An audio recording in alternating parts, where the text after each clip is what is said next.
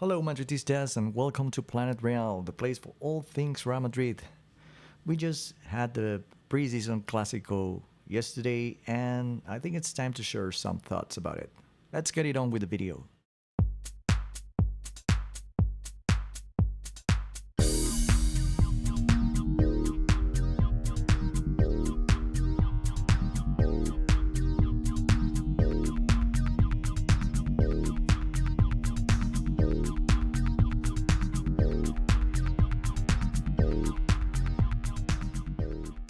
All right, well, yesterday, Real Madrid and Barcelona faced each other in New Jersey, in the United States.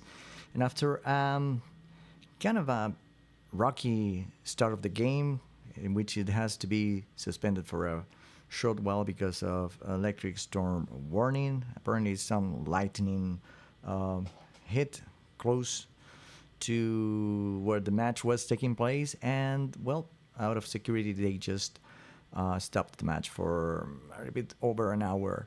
But everything went as planned. The most important thing I always say in this kind of match is that nobody got injured. The result is the less important. Real Madrid unfortunately lost.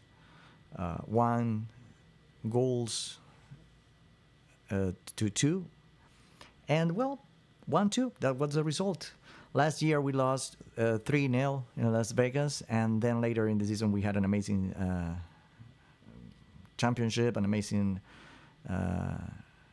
balance at the end of the season. So if that happens again, I mean, if we base our possibilities based on the result of the Summer Classic, I think we have a very good, horizon ahead of us. I wanted to reflect a little bit on the things I liked. The thing that I liked the most, personally, to me, it was Arda Güler, an amazing game, an amazing match. He played for the full match, and I like how he's working. What I saw on him is that he was doing a similar job to what he did with Turkey in the European Championship. You would see him going to the first midfield line and to, show himself and ask for the ball. And he's very, like willing to participate in the playmaking. And I think that's important. I think that's one of the things that will make him important in the team. His crossings, his passes are incredible. He took a few corners at the end of the match after Luka Modric. Luka Modric was still in the game. I think Luka Modric also completed the match. But at a point, Luka Modric allowed him to take some corner kicks, and they are pure poetry. I mean, this guy has a special kind of magic on his boots. The most remarkable thing of the day to me was Arda Güler. It was another thing that I liked was Militao. I think it was very correct all the time. Luka Modric was correct, but we had no midfield besides Luka Modric. Mario Martin was not. He's very young. He still has a lot to learn, and he's still in the making. Dani Ceballos, unfortunately, is not. Not even for friendly matches. Not even for those matches, he's showing a good face. It's sad because I think he's a player with a good potential. Ancelotti has said many times that he's one of the players that he sees as a future coach. And I've seen how he speaks to his teammates. He seems to be very much into seeing what's going on in the game always. And you see that his teammates listen to him. So probably it's because he has a good vision of the game when he's on the bench. But something happens when he's on the pitch, and it's just not what you would expect. But that was the midfield we had yesterday. I mean, the main starters are not with the team yet. That would be Valverde, Camavinga. Well, Camavinga, I don't think it's going to be a starter. Valverde, Chouameni, and Bellingham. I think Camavinga is going to be important as well, but I don't think it's going to be. I mean, ahead of Chouameni when it comes to being in the mid in on the pitch from the start of the game. Um, I liked. I mean, Brahim Diaz was also in a very low level. I mean, I think that some players understand that these are matches not to go crazy. The most important thing is to leave the match with no injuries. I liked Lucas Vasquez. Lucas Vasquez did a good job. I mean, he's very reliable. Thibaut Courtois played a very good match as well.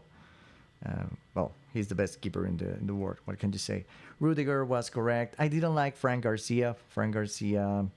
I like him a lot on attack, but he was leaving a lot of space.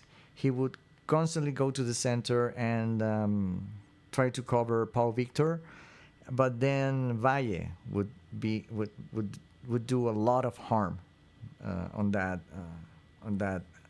left back zone of the pitch for us, is the left for us. So yeah, I mean, Frank really needs. I mean, I think he needs somebody who plays better coverage. Maybe no, it wasn't all Frank's fault.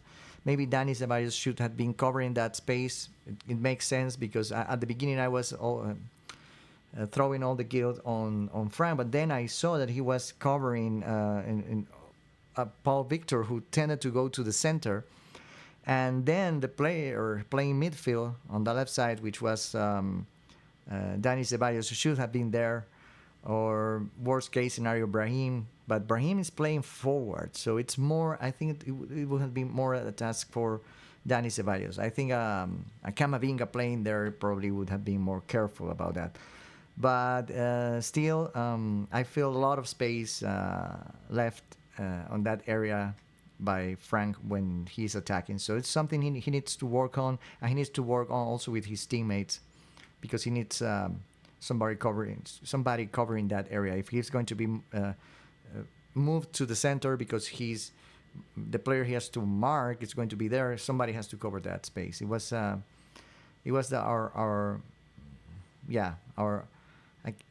Achilles heel yesterday, that area of the match. But again, I think the match has an acceptable intensity.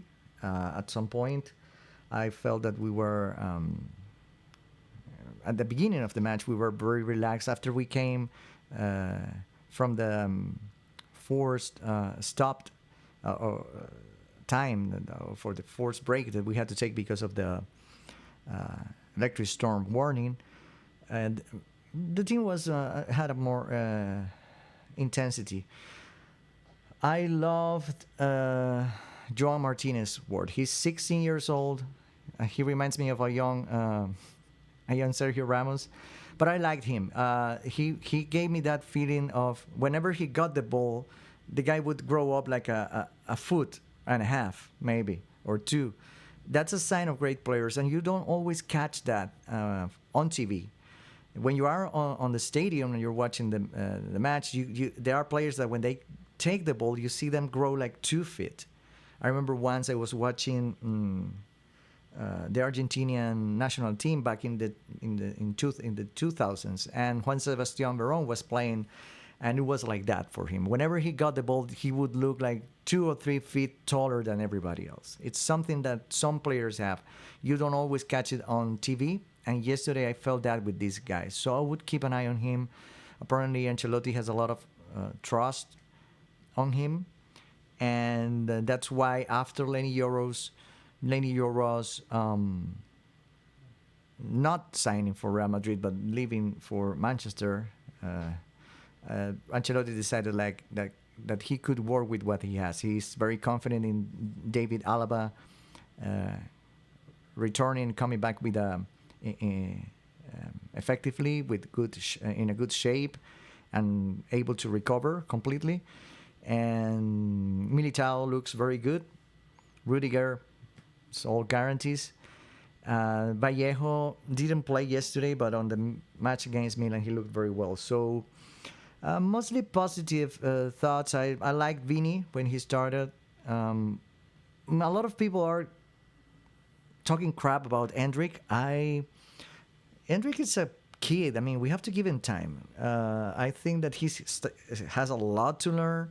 He's playing in Europe. It's not the same as playing in Brazil. Remember Vini? I was one of the guys, one of the wrong idiots who thought that Vini was not going to make it, and now he is probably the most in shape player in the planet. So I'm happy every time Vini shuts my mouth, and I hope he keeps doing that for years, because I honestly thought at a point that Vini was not going to make it, and now I'm one of his biggest supporters. To me, he's the best player right now, the most in shape.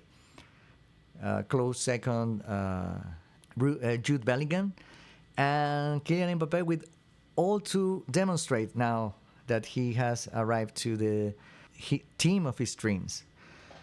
Oh, so well, that was the result. Again, I think it looked good. Barcelona, I saw a more ordered team than when they were with Xavi, but this is not a match that will really put them to a test. We have to wait until they have to face a real competition level. But on our side, I'm okay. Ancelotti said this is nothing to go crazy about. These matches really don't matter, and we are just warming up. And yes, the team is just warming up, so we should not go crazy.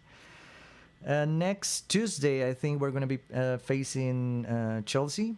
That's the last match of this North American tour.